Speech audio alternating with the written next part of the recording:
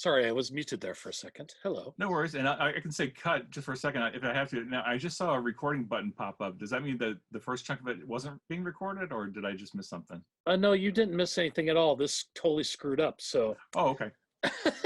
and it's totally 100% my fault Oh, because no worries. I had a recording light on and then it Uh-huh. disappeared partway through our conversation.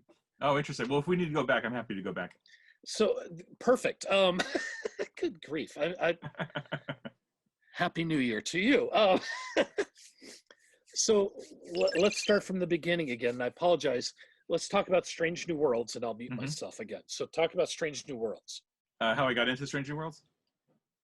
How I got involved? Yes. Yeah. Yeah. Okay.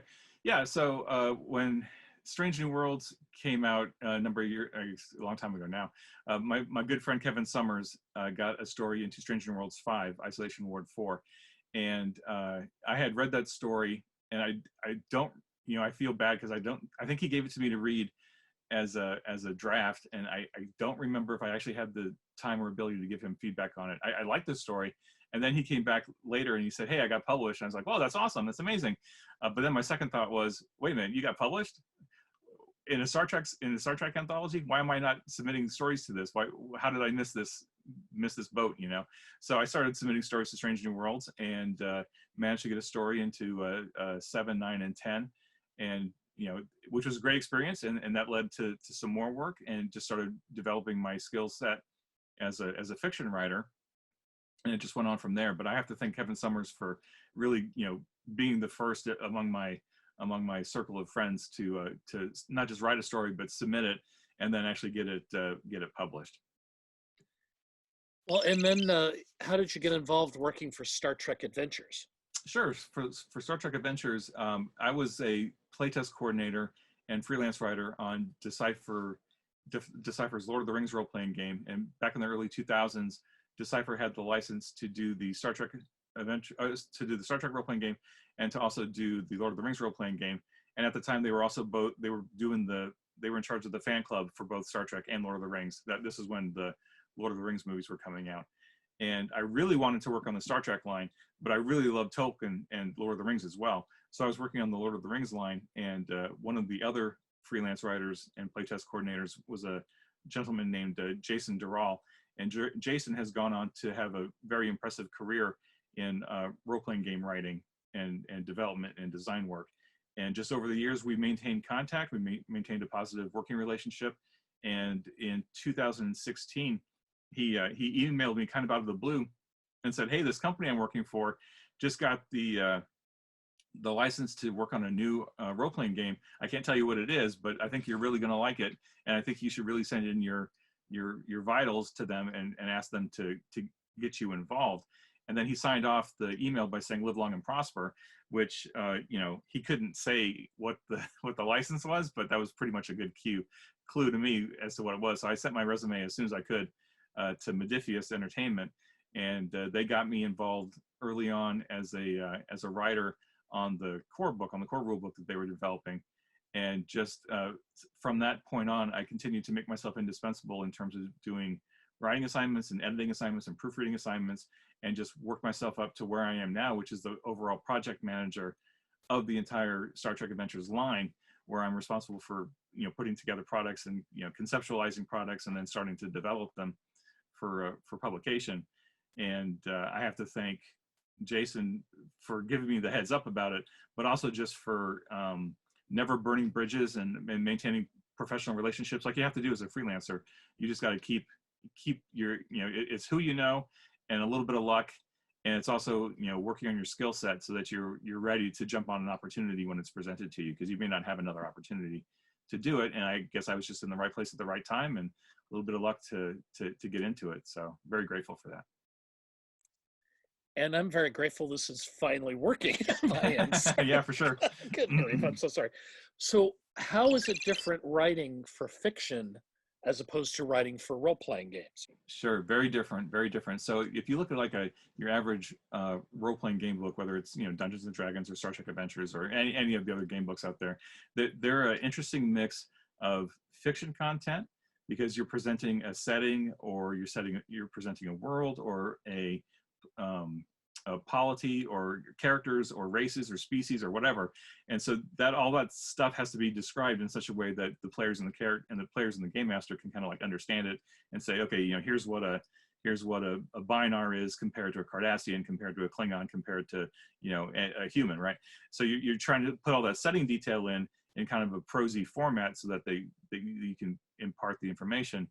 But you're also presenting a rule set, because it is a game. All games have to have some form of rules, so that as you're putting the characters through a scenario, there is some sort of framework that you can determine whether they succeed or fail at something without just kind of making it up off the top of your head. Like some games do that and do it very well, but most RPGs need some sort of framework where you're rolling dice or you're doing some sort of randomizer to put in an element of chance to whether you actually succeed at something or not. Like you might have a very competent character, but you still need to have that element of surprise and that element of, you know, will they succeed or not succeed. And so writing for an RPG as opposed to fiction is really different, because you just have to kind of balance the two between fiction and nonfiction, and technical writing too, to some extent, because you have to make sure that all the numbers are appropriate. And like we have a rules designer, Nathan, who is you know, engineers all this stuff and comes up with the probabilities and the dice mechanics and all that stuff. And some of that is beyond me, but like I understand how it works. But like for me to write mechanics is a different skill set than writing prose or writing a fiction sidebar or something like that. So it's really interesting to balance those two out. And then on a related note, when you're writing a adventure for the game, like we have a lot of pre-written adventures, like a module that we would send that, you know, you can give to a game master and say, okay, you know, here's this story that we're presenting to you, you know, tweak it and modify it as needed so that you can use it with your game group, to kind of take some of the burden of creating a story off the game masters if they're short on time, or if they need a creative boost or something. And it's a challenge for writers sometimes to be able to tell a Star Trek story, but to leave enough flexibility in it so that the players and the game master can tweak it to not only fit their particular crew, but also to leave it open-ended. Because if a group of players might you know, take option X instead of option A or B, there needs to be some flexibility in the writing so that they can kind of like explore around things and eventually get to where we want them to be without it feeling like they're being railroaded from point A to point B to point C, like some games do. Like especially like some video games, you know you're on rails and you're just trying to get through it, right? We really try to make role-playing games a lot more flexible, because it's really theater of the mind to some extent, and you're bringing you can't predict what characters or players are going to be playing your scenario, so you just have to try to be flexible, and that's a tricky skill set to learn and to teach, but it's worked out pretty well so far, I think. Well, how much of your job now is editing as opposed to writing? So when I so specifically for Star Trek Adventures, when I first started, it was like 99% writing and like 1% anything else I could do to you know, earn freelance money. But as I've taken on more responsibility and worked my way up to project manager, I'd say right now my job is probably 90% answering endless emails, which is true for most project managers anywhere on any for any company. So it's answering a lot of emails, but then it's like probably 7% editing, developing, doing the art direction, all the other stuff that's involved in creating the book, and then maybe 3% writing. So I still keep my hand in the writing to some extent, although I've learned over the last probably 6 to 8 months that there's not enough time in the day for me to do everything that I want to do. And so I've been able to teach myself to kind of let go of a lot of the writing assignments and rely on my stable of freelancers to take on some of the work. So I've been farming out a lot more writing work over the last year than I have before, which is good for me because it gives me more time to focus on the editing, which I kind of enjoy more. I enjoy helping other writers bring out the best in their writing and creating a cohesive whole to the manuscript. And even though I just love sitting down and just bashing out words and you know, coming up with cool stuff, I've been getting more out of the actual editing part of it lately. So I really totally understand how editors love to put anthologies together, you know, because you get to select stories, you get to work with specific writers, you get to kind of like herd the cats and collaborate on the whole piece of the the whole document, as opposed to just writing one piece of it and shooting it off into the dark. So yeah, long answer is more editing now than writing, and I'm enjoying it. What's your favorite thing of doing this job that sort of lets your like fan geek explode? So the biggest thing that I've been able to enjoy about this as a fan, especially as a fan of the novels, because I've built these relationships over the years with other Star Trek writers by going to conventions and being in Strange New Worlds and stuff. I've built up really good working relationships with a lot of Star Trek novelists like Dayton Ward and David Mack and Christopher Bennett and Scott Pearson especially. Scott Pearson is the freelance copy editor that works on all the Star Trek novels. And he and I are good friends, and I invited him to get involved somehow, and we've made him the canon editor for the Star Trek Adventures game. And so every single manuscript that we put together for the game, whether it's an adventure or a source book or something else, Scott always gets to look at it. So I get the first eyes on it, of course, because I'm putting it together. But then he'll review the whole thing. And CBS, our approvals team at CBS, knows who he is because they work with him all the time on the Star Trek novels. And so us being able to tell CBS, hey, we've got Scott on board to help us with the canon, doing the canon checks and making sure that we're getting it absolutely correct, because we know the fans are going to catch it, and we know CBS will catch it. So if we can catch it too, then we know we're putting out a really good product. And so that gave CBS a lot of confidence that we had the right people on board and we knew what we were doing. So as a fan, like I don't know how many fans track the novels along with the RPG, but I know a few of them do, and a few of them are paying attention. They see that a lot of the same names are appearing on the novels and in the game, and that just raises our level a little bit. It just gives us a little bit more credibility. I mean, not that we didn't have credibility already, because Modiphius is a great company, but it just, as far as a Star Trek fan is concerned, like when you're looking at a game product and you see like Dayton Ward's written a chunk of it, or Scott Pearson's doing the editing, and you just see the same names appearing on the novels that you're reading on your bedside table, and you're seeing the same names appearing in your game book. That just, it great for me as a fan to be able to see that, but it's also great professionally to be able to say that I've been able to leverage these relationships and make it all happen. So it's just really cool. Like every day I'm grateful to be doing this, but it's just that I still haven't lost that thrill of seeing it happen. Like when I open up a new game book and it's like, oh yes, I had Dayton, write a whole bunch of this, and that's super cool. So yeah, that's been really rewarding. As a Star Trek fan myself, I'm excited about that as well. Mm-hmm. And just so you know, we're going to be talking to Dayton and Scott as well. So yeah, looking awesome. forward to that. Yeah. Your favorite Star Trek series and your favorite Star Trek episode? Well, without a doubt, Star Trek DS9. I'm wearing the shirt showing the love. That is by far and away my favorite series. I grew up on original series reruns and really enjoyed it as a kid. And then I started going to college when Next Generation came out, and that was really influential. But I think it was DS9's more mature storytelling and serialized storytelling, and fantastic stable of characters and especially actors, not just the main cast of actors, but the supporting cast as well. Just really, really, really strong. And plus the writing, like I can't say enough about the writing for DS9 as a whole. They just did some amazing, amazing work of just taking the Star Trek setting and just expanding on it and deepening it, and paying homage to the original series and to Next Gen and everything else, and just adding more elements to it that you really haven't seen before. Like the whole religion angle with the Bajorans really added something to Star Trek that I think personally had been missing to some extent. And it just resonated with me to see those different angles that they were taking, and how they managed to keep it all kind of cohesive from beginning of the series to the end. I think The Emissary is probably the strongest Star Trek pilot out there, if only because of that speech that Sisko gives to the wormhole aliens, the prophets, about linear time and how life is linear and how they're exploring it. It's just a great quote. And yeah, I can't get enough of DS9. I'm in the middle of a rewatch of it now and just loving it all over again. That's so cool. And your favorite episode? There's so many to choose from in DS9, but I have to go with The Visitor. Now, before I became a father, I loved The Visitor just because I loved the interplay between Jake and Sisko, between Jake and Ben. And because just in all the science fiction shows I had watched, I had never really seen a lot of family dynamics to that level. Like, of course, we had Crusher and Wesley in Next Gen, but I don't think they did enough with it, and I wish they had done more with it.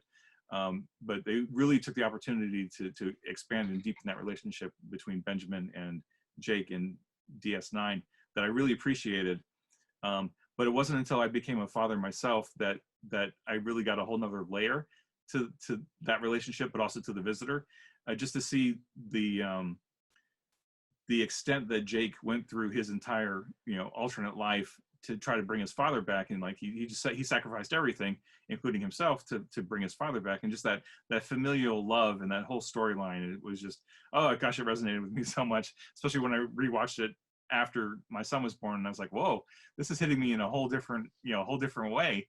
And now anytime I need a quick fix at Star Trek, the Visitor is probably the first go-to for me by far. One of my favorites as well. With your modules, are you going to be going into Enterprise or even Discovery and Picard? Well, Enterprise is part of our license, and we are in the process of doing more stuff for Enterprise. Like, we have I don't remember if I mentioned it, but we're doing character packs. So like, if a game group wanted to play as Picard or Kirk or Data or Archer or any of the main characters, you can go buy a character pack that has the actual characters in there in game presentation format. So you could sit down to a game table with your friends and you could play as Archer, and you can play as T'Pol, and you can play as Trip, and so on and so forth. The Enterprise crew pack is the last one we had in development, and we're just in the process of finishing it up now. And that'll be out probably in the next couple of months, I think. Just depends on how quick we can get it through the whole current COVID craziness. But I have to apologize, I lost my train of thought. What was the question again? Wondering if you're going to be doing Discovery or Picard. Oh, right. So right now, Discovery and Picard are separate licenses with CBS, and we don't currently have the license to work on Discovery or Picard yet. I think we are certainly looking at what the options are. I think Picard is too new in terms of like, what's going to happen in season 2, and is it going to change things in season 1? I think Discovery is far enough along now, heading into their 3rd season, that there's plenty of material that we could play with in terms of an RPG, but we're looking into that and evaluating it, and hopefully making a decision in the near future as to whether we add those licenses or not. But for now, we're focused on the I guess the legacy series, that we have access to, which is still 50 plus years worth of content that we have to play with. We've been doing this for 4 years now, and we've just barely scratched the surface of what we can work on. But I remain hopeful that at some point we'll be able to add Discovery and Picard to the list of stuff that we work on. I'm going to throw you for a loop now. You have an opportunity to pursue your dream Star Trek project. What is that? Oh man, irrespective of the game line, just like any Star Trek project. Yeah, outside what you're doing. This is a dream project for you. Dream project. I would take Jeffrey Mandel and all of the Star Trek artists who've ever worked on maps for Star Trek over the years, and I would put them all in a room, and I would chain them to the CBS approvals team, and I would say, create a canonical atlas of maps, beginning to end, A to Z, the truth, the single source of truth for maps, because I know maps over the years have been all over the place for Star Trek, and like, where are things, and it's all been kind of hazy and non-canonical, because of course the studio doesn't want to be limited by what they've done before, right? But I think as a fan, I would love to have some really comprehensive, like, official maps. We've had some really good ones, and I love the work that's out there, but I think having some like really official, like putting the stamp of approval on it, saying this is the truth, would be amazing. And barring that, I would do a comprehensive set of deck plans for like every major Federation starship, maybe even some of the alien vessels too, like Klingons or Romulans, because there's a huge demand. Like, for me as a fan, there's a huge demand for really good deck plans, and there's a lot of stuff out there, but there's always a demand for more. So, and of course, graphics are not cheap. So if it's a dream project and I had a limitless budget, that's totally what I'd be doing is stellar maps and deck plans for every conceivable starship out there. And I would buy that in a heartbeat. Yeah, and everybody Poster, would. the whole, Yeah, yeah. yeah, Oh, it'd be man. expensive. It wouldn't be cheap, I'll tell you that. But I mean, I would buy 2 copies just to say I had 2 copies. What do you see as the future of the franchise now, especially with Discovery and Picard? Yeah, you know, I had to think about this question when you sent it to me, and I think the future looks great. That like Discovery and Picard, and I guess Lower Decks is coming, and some more series are coming. I think they're just going to continue to fly the Star Trek flag from now for the foreseeable future. And you know, I'm willing to bet that Star Trek will be on air in some format, whether it's you know, CBS All Access or you know, whatever the next generation thing is going to continue to be on the air, because I mean, clearly it's successful, even though there are detractors that will have you think it's not successful. Clearly it's successful if they're going into their 3rd season and Picard's greenlit for 2nd season. I think they're just going to keep moving forward.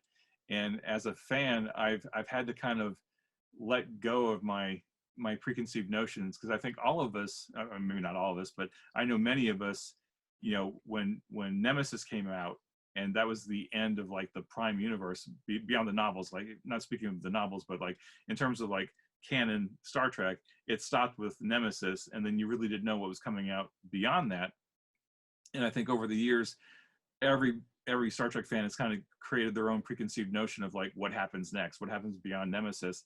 And especially as game writers, like when we're working on the Star Trek Adventures game, like we had kind of a preconceived idea of like, okay, you know, we're not going to go too far beyond 2379, but we're going to posit, you know, maybe post-Dominion War, now that Voyager's back home, maybe Starfleet will get back into some exploration and some discovery and kind of getting back to that traditional original series next gen kind of storytelling, where we're pushing the boundaries of the world and pushing the boundaries of human condition, human existence, and exploring to see what's out there. And I don't know that we necessarily got that in Picard. Not that that's necessarily a bad thing. It wasn't really what the focus was. So it's hard to predict where we're going now. But what my point was, though, is that I kind of had to let go of my preconceived notions after watching Discovery and after watching Picard, and realizing that the studio was going in a different direction than I thought they would go, which is fine, because you always want to challenge people's preconceived notions. But I think at this point, it's such a blank slate of what they could do, and there's so many possibilities of what they could do. I mean, they can do anything they want, really, especially because we know with Star Trek, there's alternate universes, alternate dimensions, time travel. I mean, there's so many places to get some wiggle room in there that you can do literally anything you want, and somehow it'll make sense within the boundaries that Star Trek has set. So I think I'm just along for the ride, man. I'm just looking forward to seeing what they do next, because as a fan, I'm loving all of it. And as the project manager for Star Trek Adventures, I'm watching everything, trying to think of like, how do I get that in the game? How do I fold that in? How do I reference that either subtly as an Easter egg or overtly as, you know, we're actually writing this content, you know, just, you know, try and think of it through a couple of different lenses. But I think it's going to be around for another 50, I mean, easy another 50 years. It'll be, you know, beyond me. And my son's 4.5 now, and he hasn't quite gotten into Star Trek yet. We're reading the Golden Books, the great Golden Books that have come out, and so I'm slowly getting him involved. Right, I'm planting the seeds, and in short order, I'll get him involved. But I suspect there'll be Star Trek available for him to watch for, you know, decades. I'm so thankful it's available, DVD, streaming, the whole shebang. Absolutely. So showing my kids, same thing. Yeah. Yep. So can you do the Space, the Final Frontier for me again? Certainly. And you want the Live Long and Prosper? Yeah. Okay. All right. So, and you're going to cut this out, right? Yeah. Okay. Space, the Final Frontier. These are the voyages of the Starship Enterprise, her ongoing mission to explore strange new worlds, to seek out new life forms and new civilizations, to boldly go where no one has gone before. Live long and prosper. That is fantastic. Thank you. Absolutely. Is there anything that you wanted to add that we didn't cover? I just wanted to make that option available to you. I feel bad because I think some of the first cut stuff was a little bit better, but maybe the second stuff was a little more polished. I don't know. You'll have to tell me when you start editing. Gosh, I'm looking at my notes. I thought both were amazing. So. Oh, well, thanks. I appreciate that. Well, I've done. You're good at this. Well, I've had a lot of practice. I think that's one of the side effects of becoming the project manager for this game line is that Modiphius's actual paid staff are so busy working on every other game that they're working on that they said, Jim, you're kind of in charge of Star Trek for the most part, and we're going to throw stuff your way. And if we have press releases to write, or if we have these interview requests come up, we're just going to come to you. And I'm like, oh, okay. That's fine. And so over the last couple of years, I've done, a couple dozen of these just for like various blogs and web articles and different random people coming up and saying, hey, can I do an interview with you? And it's like, sure, why not? It's all Star Trek. It's all fun and very casual, very informal, and a lot of fun. I've met some great people doing this. But I was actually joking with my wife the other day. I said, because I did an interview last week with a different podcast. And I said, I've gotten to the point now where I'm talking in like 20, 30-second sound bites. I'll get a question and then I'll answer it in like 20 seconds. And it's like consistently 20, 25, 30 seconds. And I don't know if that's, spending time on doing Toastmasters and doing public speaking and just getting better about this stuff. But I try not to ramble on as much as I used to. So thank you for the kind words. I appreciate that. Oh, it was fantastic, and I'm the big geek over here, so thanks. Mm-hmm. And I'm going to officially stop it now. So let's see if this works. Okay. All right.